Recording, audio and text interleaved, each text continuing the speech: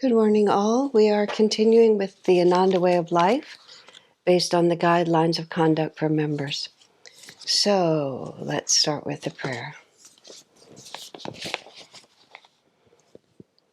Heavenly Father, Divine Mother, Friend, Beloved God, Jesus Christ, Babaji Krishna, Lahiri Mahashaya, Swami Sri Yukteswar, Beloved Master Paramhansa Yogananda, Saints of all religions, dear friend Swami Kriyananda, humbly we bow to all.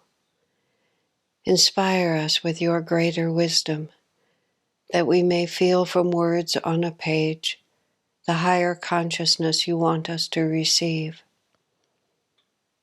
Words alone are not sufficient. We must add to those words our own intuition, our own life experience, so that we will understand with more than just the mind, but with the heart and the spirit. Guide us and bless us, that we may rise to true, loving wisdom. Om. Peace. Amen.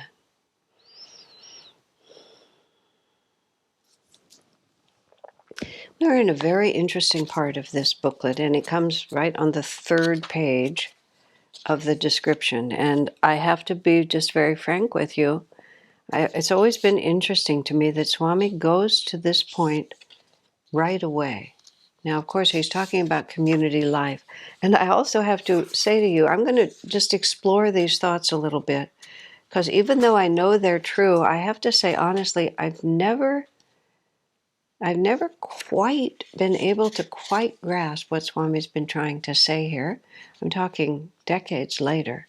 So I'm going to just use the phrase I use, riff a little bit on the ideas and sort of see what we can come to. I mean, on the face of it, it's perfectly obvious. We read yesterday, loyalty, Master said, is the first law of God. I approached that by talking about the chakras, and the first chakra being the foundation for what are our values, what is truth, what is the pole star of our life. And then it goes on, Master spoke strongly concerning the opposite quality of loyalty, which is treachery. He told his disciples, is the greatest sin before God. For moral sins are committed in weakness under the influence of past habit. But treachery is deliberate.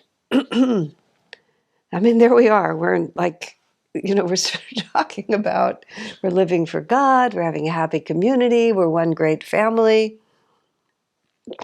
Treachery is the only unforgivable sin. And that's the sequence is what has always sort of shocked me a little when I read this. I want a little more fluff before we come to something like that. But Swami did not feel to put it there. So he starts us, right, with this, there cannot, well, he doesn't, he builds up to it. Such a life in community cannot reasonably entail a strong affirmation of personal freedom and independence. In any personal decision, the welfare of all has to be taken into account. So I guess he's really he's laying that foundation, which, okay, I'm going to work with this a little. That I really have understood. That part of it I've really understood. And I suppose loyalty and treachery is just the next extension of that. It just goes a little bit farther, and this is what it would look like, which is I'm going to be part of this community. I'm going to live in this Ananda. I'm going to do this, but I'm also going to do it exactly the way I want it to be done. And I'm exaggerating it, but I'm trying to sort of find the understanding that Swami's trying to put out here. And he lays that out. Treachery is the, moral weakness is you have habits, you have inclinations, you haven't developed willpower to resist. But treachery is a decision. These are These are the values that the community stands for. These are the decisions that the community has made, and I choose something else. Now, bear in mind, it's not written, I don't think, in here. You don't have to stay at Ananda. If you really feel, you don't have to stay with Ananda.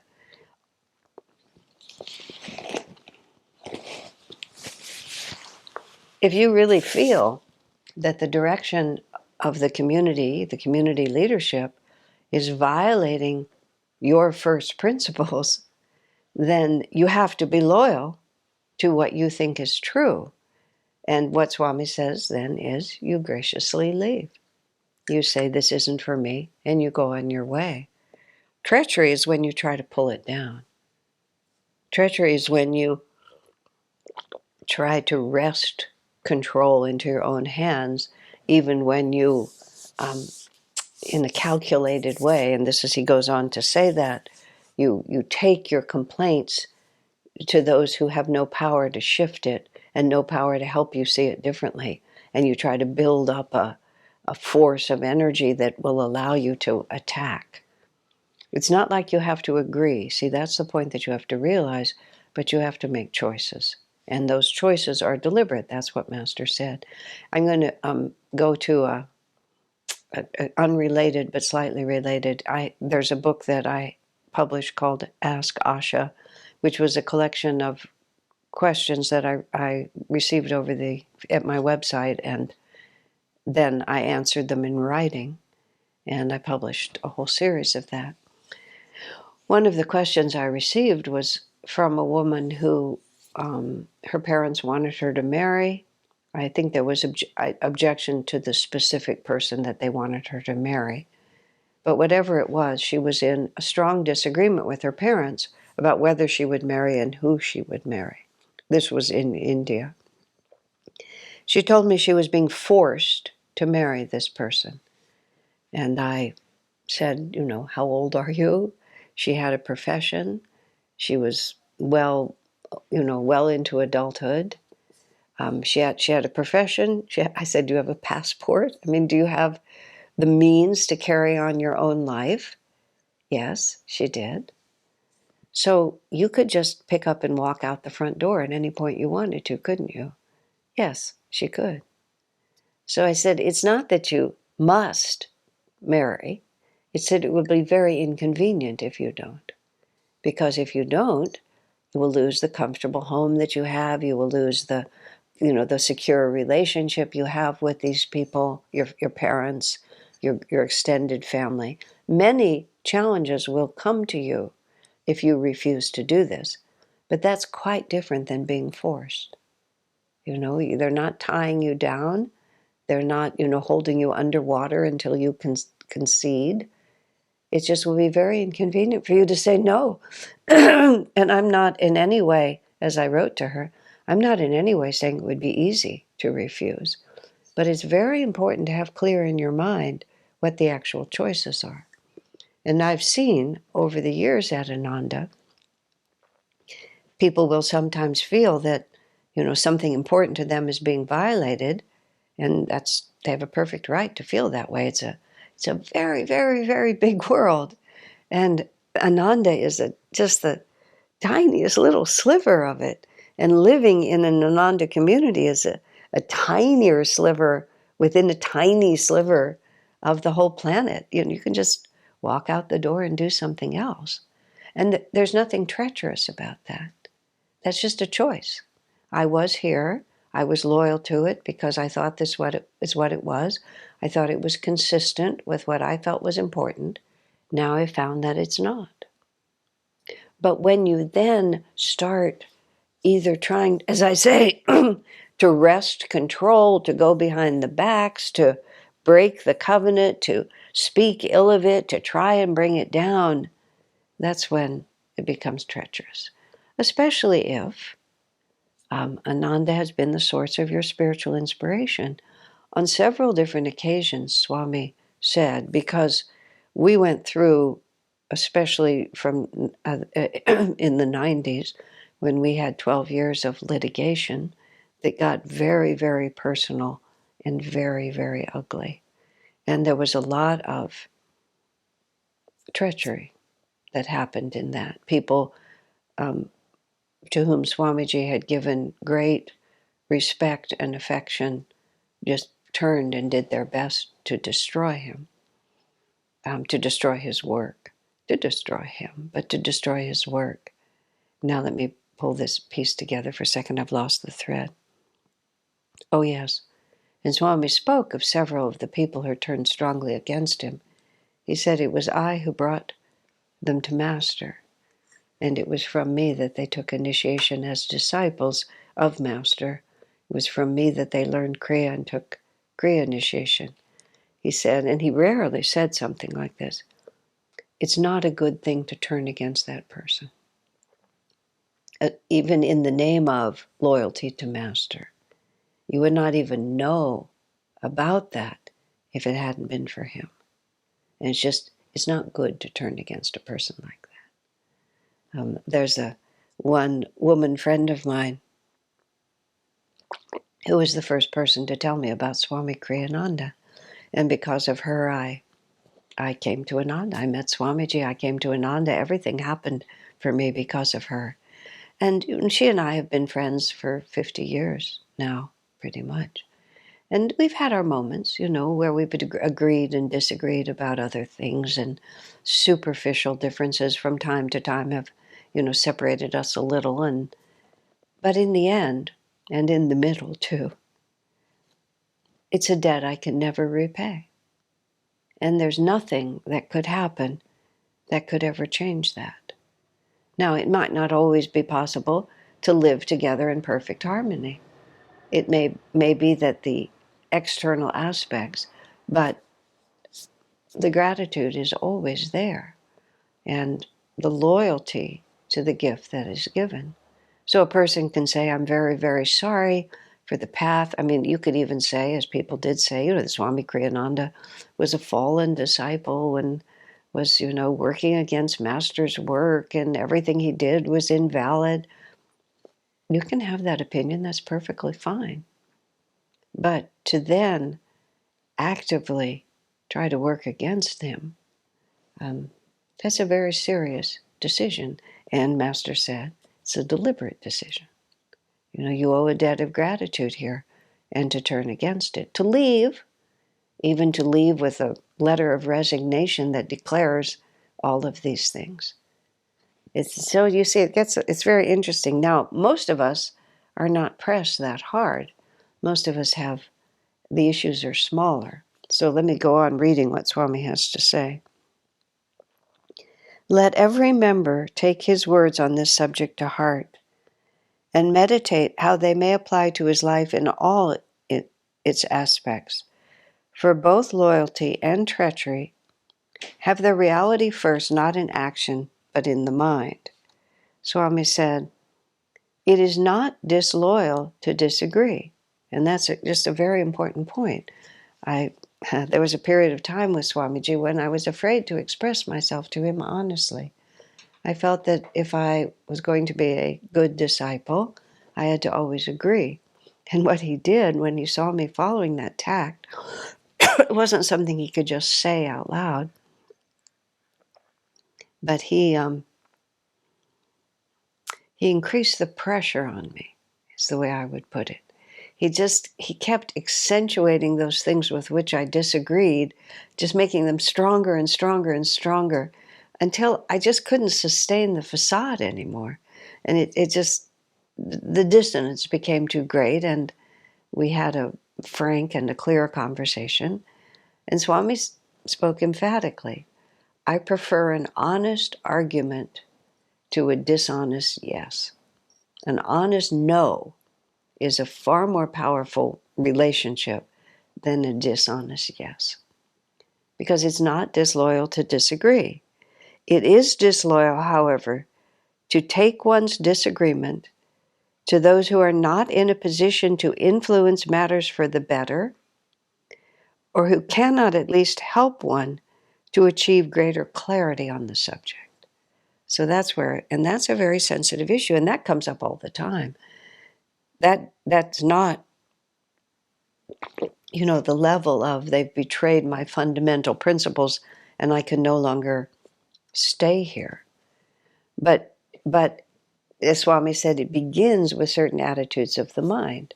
So if, and now I've lived in a leadership position in the community of Ananda, Palo Alto for more than 30 years. So I've actually lived through this from the other side now too. And so some direction is set, some decision is made within our community, and some of the members think it's a bad decision. They may even passionately think it's a bad decision. Do they take the other members around and talk together about how terrible this is? Or does the person come to me or whoever made the decision and say, this doesn't make any sense to me? And of course, the ideal response from the person who made the decision is, well, tell me about that. Why do you think so? What do you feel? And at least some effort is made to have an honest argument or conversation about why we disagree. And there's also the very real possibility that when you take it, as Swami says, take your question to someone who at least has a chance of showing you another way of looking at it. In a conversation I had with someone who was it was exactly this situation where they were very distressed about a decision that was being made that was going to have a very strong personal effect on them. And I think it was arguable that the decision could have gone either way. It wasn't that it was a terribly wrong decision, but it was a judgment call. And someone else could have made a different judgment call. But that was the person who had the karmic responsibility for making that decision. But the person who disagreed was spinning that into a whole sort of perception of reality itself.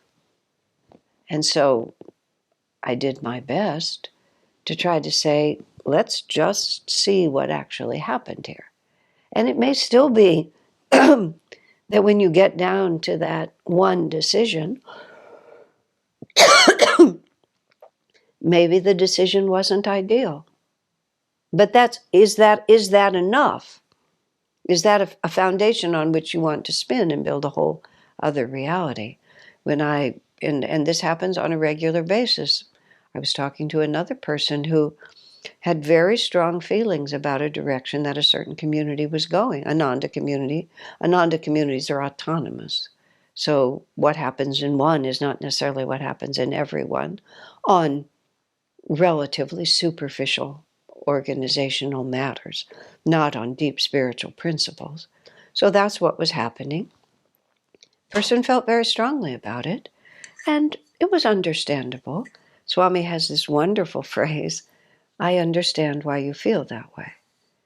That's not to say that I would do it your way, or that I even think your reason for doing it is completely valid, but I understand why you feel that way. And it's an honest thing. I do understand, given who you are, given the stresses you're under, given the responsibilities you have, given the context of your life, I understand why you feel that way. So it was one of those. I understand why you feel that way.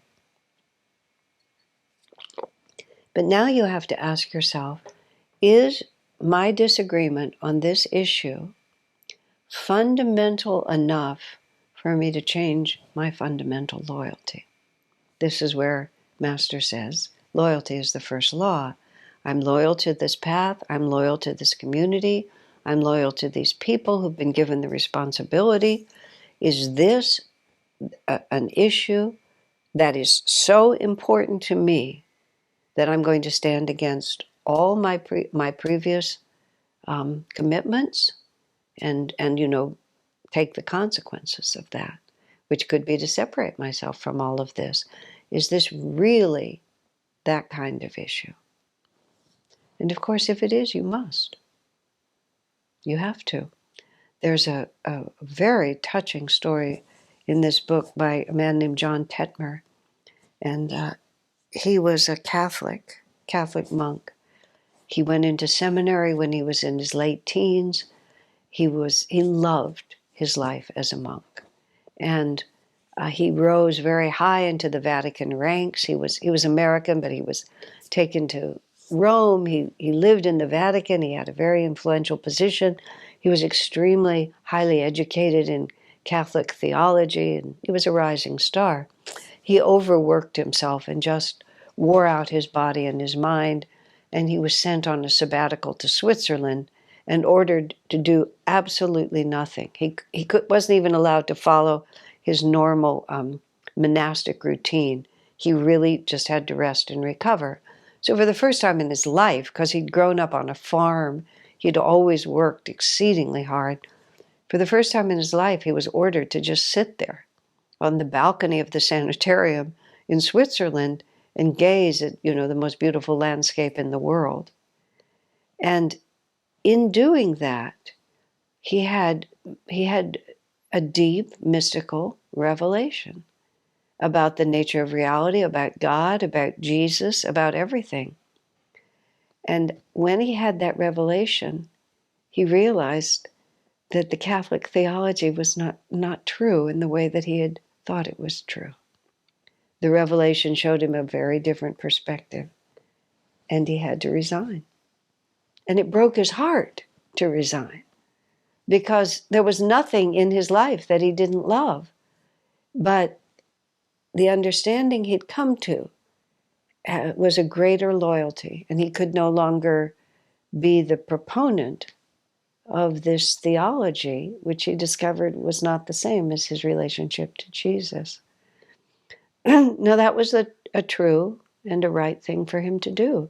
And his life went on. The irony of his life, which was just so delightful, he came back to America, he married, he became an actor, of all things, in Los Angeles, and was consistently given the roles of the spiritual person because he knew how to play it. I think he was in the movie Lost Horizon, and I think he was the spiritual leader of the hidden monastery that was the savior of civilization. But he consistently, whenever they needed a saint, they would hire him. He was a contemporary of Master, and they had mutual friends. Some of his friends were Master's disciples, so undoubtedly they met. Now, I tell that whole story because that can happen. But he never talked against it. And even in his book, he never talked against the Catholic Church. He just said he'd come to a point of different perception, because he was also still loyal to it. Now, yes, you could argue that a person says, I have a duty now to tell the truth, and that can also happen. But then you take it to those, I don't know. I'm not going to comment further. I know a friend of mine who was a disciple in another ashram. He was faced with that decision, and he decided to go public. Swamiji's only comment was, because he also knew him, I know he's a man of integrity. So if he made that choice, he must have felt it was the right choice. But you could see that Swamiji was hesitant about it because of the things I've described before. But then he just went on, my friend, he just went on and did his own ministry after that. He didn't make a life out of attacking that which had served him at one point. Very complicated, you see. This is why Swami, I think now, I told you at the beginning of this, by sharing it with you, because I've never actually been forced to try to think this through as much as this, or to explain it to others, as I'm trying to do now. But you can see this is very nuanced. And I come back and say, community is a family, and we are connected, and we can't extricate ourselves. And Swami says even farther, we have to spiritualize our relationship with each other. So I know now, coming back to this, it is not disloyal to disagree. It is disloyal, however, to take one's disagreements to those who are not in a position to influence the matter for the better. And I've been on the receiving end of that. Not often, because I go forward and try to bring people into the conversation. Let's talk about it. I don't mind hard conversations. I don't seek them out and I don't love them, but I don't mind them. And one of the things that my friend Kirtani, who's one of the leaders in Ananda Assisi, she gave me a pearl that I've used ever since, because I often have disagreed with the decisions that other people make. And I have not always behaved in an appropriate way. And Swamiji, on more than one occasion, more than 2 occasions, perhaps more than 5 occasions, has had to speak sternly to me about it, because I can tend to fly off the handle and not take my disagreement where it should be taken. I've always been able to pull myself back from the brink, and I'm grateful for that. But on this one occasion, I was in Italy at the time with my friend Kirtani, and I disagreed with some decisions that were being made, or to put it a different way, I wanted to influence those decisions, and I wasn't finding any opening from my point of view. That was more accurate, because I was talking to the right people, but I was frustrated. And she said to me, Asha, it's not only a question of what God wants, it's who He wants it from. And that is really the key that's the key that's really saved me. Because whoever has the responsibility, they have a karmic opportunity to carry out whatever that responsibility is. And they're being given that responsibility because there's a divine potential for their own growth in it. If the divine potential was mine, then either my voice would be heard or I would be the one with the responsibility. So if my friend is having the opportunity, my guru bhai, to work out their own karma by being responsible for this issue, it seems to me that my loyalty should be to help them. Now, of course, if it rises to the level where it transcends my previous loyalties and I must become loyal to the present moment, and therefore I have to make major shifts in my life, that's also a possibility. But if it's just really like, I would rather do it that way, and you're choosing to do it this way, and even if it's a big deal, and the consequences are going to be notable, if it doesn't rise to the level where it challenges my first principles, maybe I should just be a friend. And being a friend includes saying, are you really sure this is the decision you want to make? But if they are really sure this is the decision they want to make, then I need to stand with them and walk through it. And if it turns out to be catastrophic or mildly inconvenient, well, then we'll all get to learn, won't we? One of the things about Ananda, everybody loves this principle of Ananda. People are more important than things. And it sounds so great when you just hear it. But when it actually comes down to it, when you don't get to have it your way, because God is not asking you to make the decision, but He's asking this one to make the decision, and your friendship and support of that person as they work out the karma is more important than the thing that you're deciding, all of a sudden the lesson for me becomes quite vivid, and one has to work one's way through it.